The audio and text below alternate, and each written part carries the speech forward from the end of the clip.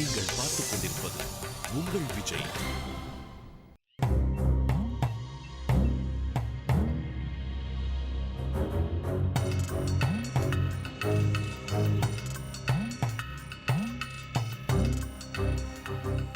நாங்கள் உனக்கு தெரியாமல் உன் வீட்டுக்கு வந்தது, உன்னை பற்றி தெரிஞ்சுக்கணும்னு நினச்சது, இதெல்லாமே தப்பு தான். I'm sorry. நான் சாரிலாம் சொல்ல மாட்டேன். ஃப்ரெண்ட்ஸுக்கு நடுவில் எப்போவுமே உண்மை இருக்கணும். அதுதான் நிஜமான ஃப்ரெண்ட்ஷிப்.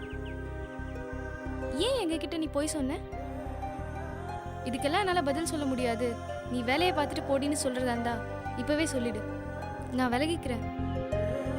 யாருக்கு தான் பிரச்சனை இல்லை, யாருக்கு தான் கஷ்டம் இல்லை, இதெல்லாம் ஷேர் பண்ணிக்க தான் ஃப்ரெண்ட்ஸ் இருக்கும். அவங்கக்கிட்டேயே நீ உண்மையை சொல்லனா உனக்கு தான் கஷ்டம்.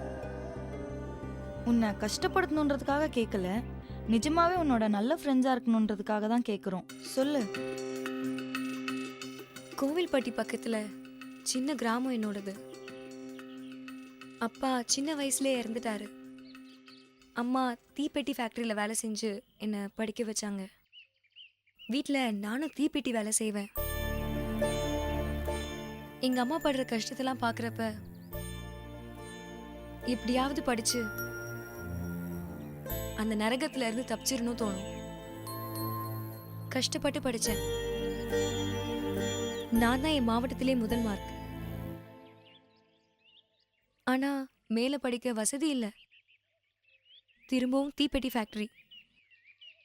அப்பதான் அகரம் ஃபவுண்டேஷன்ல இருந்து படிக்க உதவி பண்ணாங்க. என் சித்தப்பாவும் சித்தியும் அவங்க வீட்டில் வச்சு படிக்க வைக்கிறதா இங்க கூட்டிட்டு வந்தாங்க. இவங்கெல்லாம் எனக்கு உதவி பண்ணலனா நான் தீப்பெட்டி ஃபேக்டரியிலே கூலி வேலை செஞ்சிருக்க வேண்டியதுதான். இவ்வளோதான் என்னோட கதை. ஊர்ல எனக்கு பெரிய வீடு இருக்கு, கார் இருக்குன்னு சொன்னதெல்லாம் போய் போதுமா? இதெல்லாம் நீ ஏன் எங்ககிட்ட சொல்லலை? என்னென்ன சொல்றது? இதெல்லாம் சொல்லி நீங்க எல்லாரும் என்ன பாவமா பார்க்கணுமா? எனக்கு உங்க அனுதாபம் தேவையில்லை, உங்க ஃப்ரெண்ட்ஷிப் தான் வேணும். அதான் போய் சொன்னேன். நான் இருக்கேன்டி உனக்கு. நாங்க இருக்கோம். தைரியமா சந்தோஷமா இரு. எப்பவும் உன்னை விட்டு நாங்க போக மாட்டோம். போதும் போதும் இந்த சென்டிமெண்ட் காட்சி. வா கிளாஸுக்கு போகலாம். சில விஷயத்த நம்ம வார்த்தையாக பேசினா ஃபீல் பண்ண முடியாது. we are friends. நமக்குள்ள no secrets, no worries. Let's go. இது நம்மளை தவிர வேற யாருக்கும் தெரிய வேணும். சொல்லல. குறிப்பா உன் நல்ல ஃப்ரெண்ட் வெற்றி கிட்ட சொல்லல. போதுமா? அண்ணே, உங்களோட கனவு பத்தி கொஞ்சம் சொல்ல முடியுமா? எஸ். நமிதாவோட நான் டான்ஸ் ஆடுற மாதிரி எனக்கு அடிக்கடி ஒரு கனவு வருதுப்பா. அண்ணே, நீங்க தூங்கும் போது வர கனவு பத்தி நான் கேட்கல, உங்களோட எதிர்கால கனவு பத்தி நான் கேட்கிறேன். ஓ, ஃபியூச்சர். அதுவா? அஞ்சப்பர் மாதிரி ஒரு 5-6 ஹோட்டல் கட்டணுன்றதுதான் என்னோட கனவு, லட்சியம் எல்லாமே. ஹோட்டல் வைக்கிறதுக்கு நீங்க கேட்டரிங் காலேஜ்ல போகணும். இன்ஜினியரிங் காலேஜ்ல படிச்சு என்ன பண்ண போறீங்க? உனக்கு தெரியுது, எங்க அப்பா 23ஆம் புலிகேசிக்கு தெரிய மாட்டேங்குதே. எங்க வீட்டுல கூட இதே பிரச்சனை தான். எங்க வீட்லயும் ஒரு 24ஆம் புலிகேசி இருக்கான். அவன் என்ன இன்ஸ்டால்மெண்ட் பேசிஸ்ல கொல்றான். இந்த இம்சரசனுங்க தொலை தாங்க முடியல தம்பி. அவங்க படிக்க வேண்டிய காலம்லாம் படிக்காம ஊரை சுத்தி விட்டு அவங்க படிக்க ஆசைப்பட்டதெல்லாம் நம்மள படி படின்னு உசுர எடுக்கிறாங்க. கரெக்ட்ண்ணே. சரி தம்பி, உன்னோட ஆசை என்ன? ஏன் தம்பி ஊர் கணக்குற? நடிக்கணும். சிவாஜி சார் போனதுக்கு அப்புறம் அந்த இடம் ரொம்ப நாளா காலியாவே இருக்கு. அதை நான் எப்படியாவது ஃபில்அப் பண்ணாம விடவே மாட்டேன்.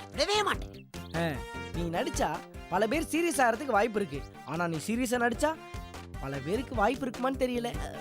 அண்ணே, கலாய்க்காதீங்கண்ணே.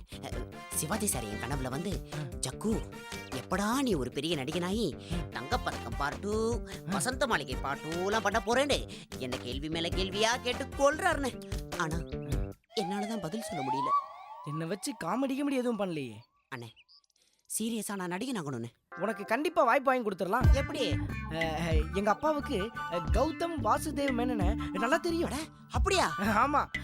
ஆனா அவருக்கு எங்க அப்பாவை தெரியாது. தொப்பி தொப்பி. கிளம்புறேன்.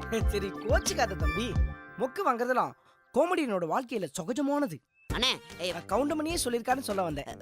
இப்ப சொல்றேனே, யார் என்ன சொன்னாலும் இந்த ஜக்கு நடிச்சே தீருவான். நீ நடிச்சே தீருவேன்ற, உங்க அப்பா உன்னை முடிச்சே தீருவேன்றாரு. பாப்போம் யாரு பபர் புல்லுன்னு. பவர்ஃபுல்